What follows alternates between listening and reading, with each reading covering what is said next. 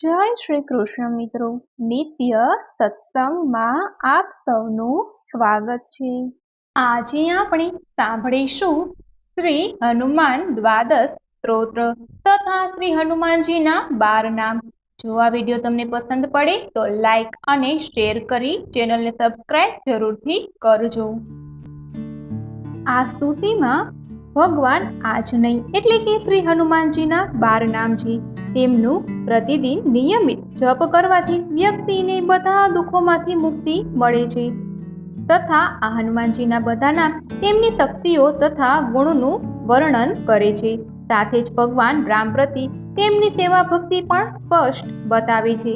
એટલા માટે જ આ નામનો જપ કરવાથી પવન પુત્ર ખૂબ જ ખુશ થાય છે। શ્રી હનુમાન દ્વાદશ નામ સ્ત્રોત સાધકની કોઈ પણ મનોકામના પૂર્ણ કરવા માટે સક્ષમ છે।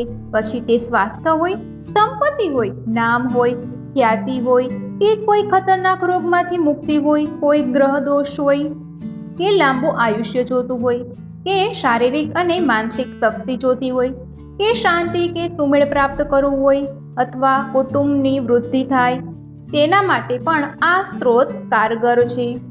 આ મંત્રનો જાપ સવારે સૂર્યોદય પહેલા, સૂર્ય બરાબર મધ્યમાં હોય એટલે કે બપોરે 12 વાગે અને સંધ્યા સમયે જરૂર કરવો જોઈએ।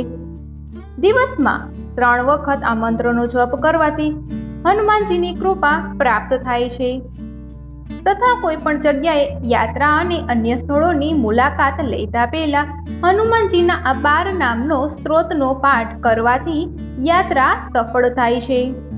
હનુમાનજીનો દ્વાદશ નામ સ્ત્રોતનો નિયમિત પાઠ કરવાથી હનુમાનજીની કૃપા પ્રાપ્ત થાય છે અને વ્યક્તિ દરેક જગ્યાએ વિજયી બને છે।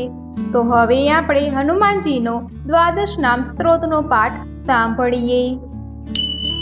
હનુમાન जना सुना वायु पुत्र महाबलः रामेष्ट फलगुण सख पिंगाक्षोडमित विक्रम उदधिक्रमण शेचव सीता शोक विनाशक लक्ष्मण प्राणदाता च दशग्रीवस्य दर्पः द्वादशेतानि नामानि कपि दृश्य महात्मनः स्वापकाले पठे नित्यं यात्राकाले विशेषतः तस्य मृत्यु भय नासति सर्वत विजयी भवेत्। श्री हनुमान द्वादश नाम स्त्रोत्र संपूर्णम। ओम तत्सत। तो आ હતો શ્રી હનુમાનજીના દ્વાદશ નામનો સ્ત્રોત। હવે આપણે શ્રી હનુમાનજીના 12 નામ સાંભળીએ। ઓમ હનુમાન, ઓમ અંજની પુત્ર, ઓમ વાયુપુત્ર, ઓમ મહાબલ, ઓમ રામેશ, ઓમ ફાલ્ગુન સખા, ઓમ પિંગાક્ષ, ઓમ અમિત વિક્રમ, ઓમ અદધિક્રમણ, ઓમ સીતા શોક વિનાશન, ઓમ લક્ષ્મણ પ્રાણદાતા, ઓમ દશગ્રીવસ્ય દર્પહા। તો મિત્રો, આ હતા શ્રી હનુમાનજીના 12 નામ તથા તેમનો દ્વાદશ નામ સ્ત્રોત।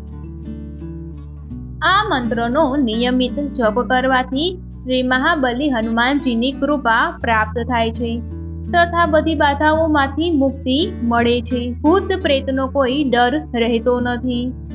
જો તમને આ માહિતી પસંદ પડી હોય તો વિડીયોને લાઈક અને શેર કરી ચેનલને સબસ્ક્રાઇબ જરૂરથી કરજો। જય શ્રી કૃષ્ણ।